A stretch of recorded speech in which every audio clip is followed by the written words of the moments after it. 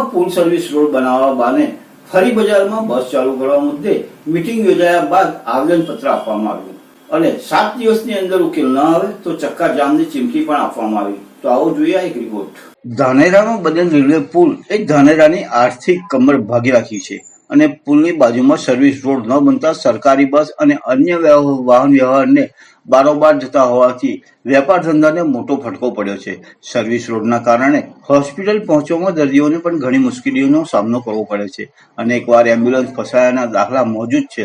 સ્થાનિકોએ service road મુદ્દે અનેકવાર રજૂઆત રાજકીય આગેવાનો અને ઉચ્ચ અધિકારીઓને રજૂઆત પણ કરી હતી, પણ પરિણામ ન મળતા આજે આ વેપારીઓ અને ડોક્ટરો જાગૃત નાગરિકોની મીટિંગ મળી ત્યારબાદ રેલી સ્વરૂપે આવેદનપત્ર આપી 7 દિવસની અંદર ઉકેલ લાવવાની માંગ કરાઈ અને ઉકેલ ન આવે તો ધરણા અને ચક્કાજામની ચીમકી ઉચ્ચારવામાં આવી હતી।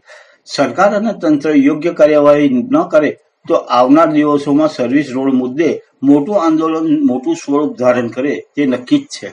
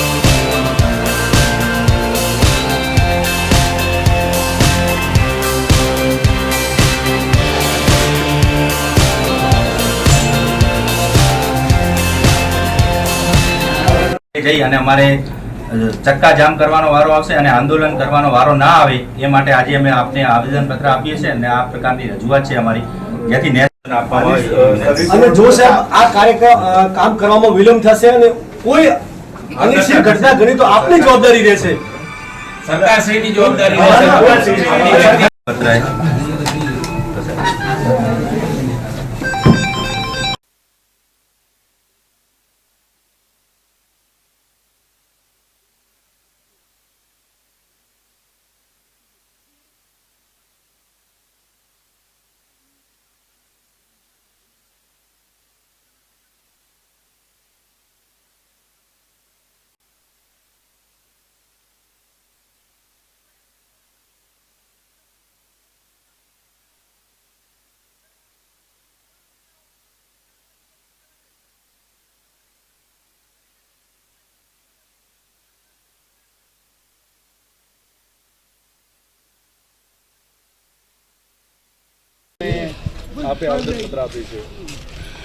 ધાનેરામાં 3 રસ્તા છે, ત્યાં જે નવો બ્રિજ બન્યો છે છેલ્લા 3 વર્ષ થઈ ગયા।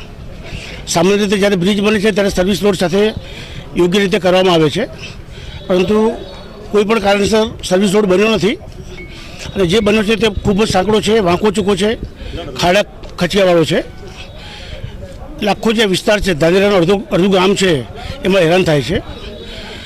જે મુસાફરો છે, દર્દીઓ છે, જે અવર જવર કરે છે એ લોકોને પારાવાર મુશ્કેલી અને ખર્ચ કરવો પડે છે। એક્સિડન્ટ થવાની શક્યતા ખૂબ વધારે છે. સ્કૂલમાં પણ હજારો વિદ્યાર્થીઓ ત્યાંથી જે પસાર થાય છે એની પણ જાનહાની થવાનો ખૂબ ડર છે. આ આખા ગામનો સળગતો પ્રશ્ન છે. વારંવાર રજૂઆતો કરવા છતાં પણ કંઈ નિવેડો આવતો નથી. તમારી બધાને વિનંતી છે કે આપણે સરકાર સામે, અધિકારીઓ સામે બધાને આપણે જાગૃત કરીએ કે વહેલામાં વહેલી તકે આ પ્રશ્નનો ઉકેલ લાવે.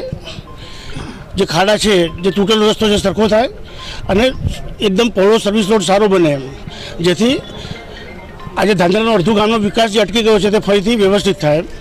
તો આપણે બધા જ ભેગા મળીને આખા ગામના લોકો આ બાબતમાં જાગૃતિ સાથે અભિયાન કરીએ અને વાત પહોંચાડીએ.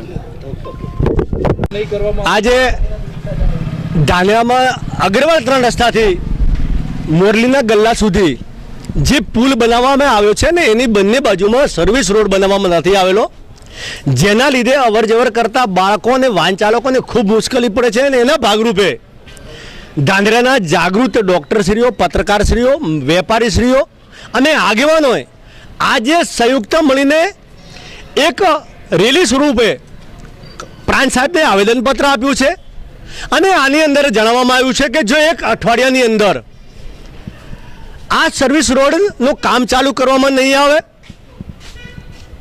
રોડ ઉપર પડેલા ખાડા પૂરવામાં નહીં આવે, સર્વિસ રોડની બાજુમાં જીબીના જે થાંભલાઓ આવેલા છે, થાંભલાની બાજુમાંથી કંઈક નર્મદા નહેરની પેલી જે પાઇપલાઇન ચાલે છે ને જેનું પાણી લીકેજ છે, એ લીકેજના લીધે ક્યારેક થોભલો પડીને ભાગે અને વિવેકાનંદ વિદ્યાલયના તમામ અલગ અલગ ડિપાર્ટમેન્ટમાં 10,000 કરતાં વધારે વિદ્યાર્થીઓ ભણે છે અને એમનું ભાવિ ન જોખવાય તેના માટે આજે બધા સંયુક્ત મળીને પ્રાંત સાહેબને આવેદનપત્ર આપ્યું છે. અને એની અંદર ચોખ્ખો ઉલ્લેખ કર્યો છે કે 1 સપ્તાહની અંદર જો આ કામનું નિરાકરણ નહીં આવે તો આવનાર સમયમાં ઉગ્ર આંદોલન કરવામાં આવશે અને રોડ ચક્કાજામ કરવામાં આવશે. તેની તમામ જવાબદારી લાગતા વળગતા અધિકારીઓને રહેશે. સરકાર તો આવે ને જાય, સરકાર તો આજ દિવસ સુધી બધાને મૂર્ખ બનાવે છે, પણ જનતાના ટેક્સના પૈસા સરકારી કર્મચારીઓ પોતે લે છે અને એનો ખરેખર પગાર જેટલું તો કામ કરવું જોઈએ એ પણ નથી કરતા. એના માટે આજે એવી ચીમકી ઉચ્ચારી છે કે આવનાર સમયમાં જો કોઈ દુર્ઘટના ઘડી તો તમામ જવાબદારી લાગતા વળગતા અધિકારીઓને રહેશે. અને જો સપ્તાહની અંદર કામ ચાલુ કરવામાં ન આવ્યું તો આક્રમક આંદોલન કરવામાં આવશે અને એની પણ સંપૂર્ણ જવાબદારી લાગતા વળગતા અધિકારીઓને રહેશે. કાળુભાઈ તરક, ધાનેરા. આજે અમે અગ્રવાલ 3 રસ્તા સર્વિસ રોડ બાબતનું જે આવેદનપત્ર આપ્યું એ આવેદનપત્ર 7 દિવસની મુદત માગી છે. કારણ કે આ સર્વિસ રોડ વારંવાર અમે ધાનેરાની નગરજનોએ રજૂઆત કરી, પણ એ રજૂઆતો એમના કાગળ ઉપર પડી રહે છે. એ રજૂઆતોનો કંઈ નિકાલ નહીં થતો. એ સર્વિસ રોડ ઉપરથી જે વાહનો ચાલે છે એ ધાનેરાના શહેરના વિકાસ માટે છે. ત્યાંથી જે સરકારી બસો આવે છે એ સરકારી બસો અહીંથી ચાલતી થાય. એ આવેદનપત્ર અહીંયા પ્રાંત સાહેબને આપ્યો. પ્રાંત સાહેબ જોડે 7 દિવસની મુદત માગી. એ 7 દિવસની મુદત સુધી પ્રાંત સાહેબ કંઈ નહીં કરે તો અમે આગળ અમારી રીતે ભારે આંદોલન કરશું એવી નગરજનો અને દરેક વેપારીઓએ આવેદનપત્ર આપી અને સાહેબને જણાવ્યું છે.